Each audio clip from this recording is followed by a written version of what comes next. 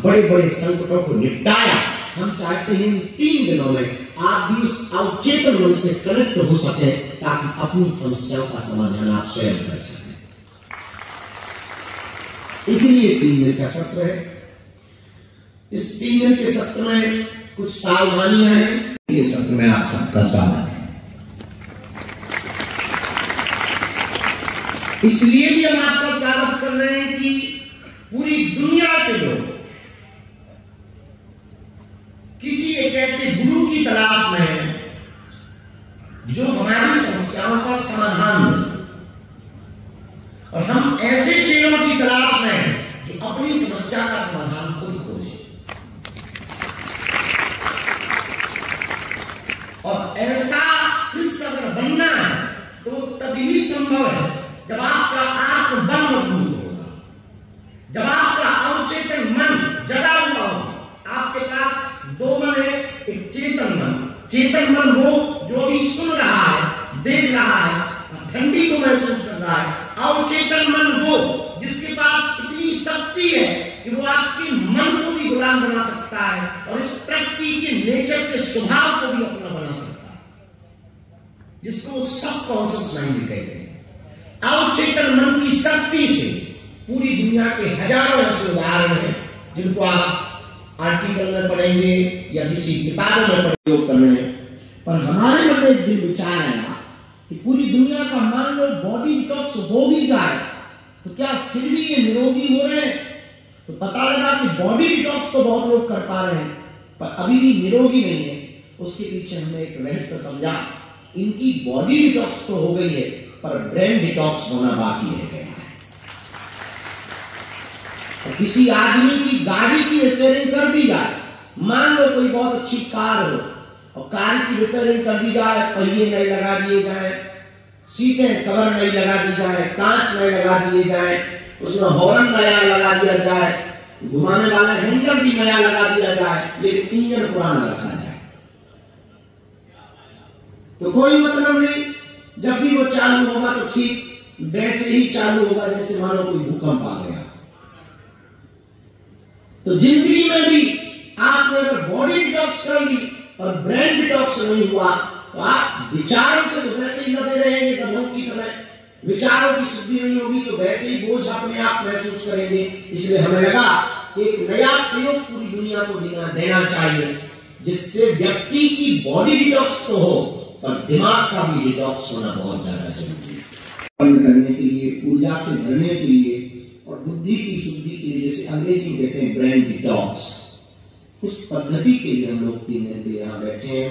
आप सब जो भी उपस्थित हुए हैं परमात्मा के स्वरूप, भगवान के स्वरूप, हम आज प्रथम दिवस में ही आप सबका बहुत बहुत स्वागत करते हैं। तो आपका स्वागत हमने इसलिए किया है कि आप आए हैं, इसलिए नहीं, इसलिए किया है कि आप उन करोड़ों लोगों में कुछ लोग हैं जो जीवन में आपकी साक्षात्कार करना चाहते हैं। दूसरा कारण आपके स्वागत का यह भी है कि आप परम भाग्यशाली हैं। जिस साधना के लिए आपको चुना गया तो कई हजार लोगों में आपको यहां का समय दिया गया, इसलिए भी आपका स्वागत है। और तीसरा कारण आपको जो हम लोग स्वागत करने के लिए है वो सबसे बड़ा ये कारण है कि आज से आप एक जीवन का नया अध्याय लिख रहे हैं। अपने चेतन मन को अवचेतन मन से जोड़ने के लिए जा रहे हैं, कॉन्शियस माइंड को सबकॉन्शियस माइंड से जोड़ने के लिए जा रहे हैं। इसलिए हमारे आपका स्वागत करते हैं। एक और कारण है आपके स्वागत करने का। आज से आप एक नई यात्रा पर निकल रहे हैं जिसको कहते हैं बुद्धि की शुद्धि।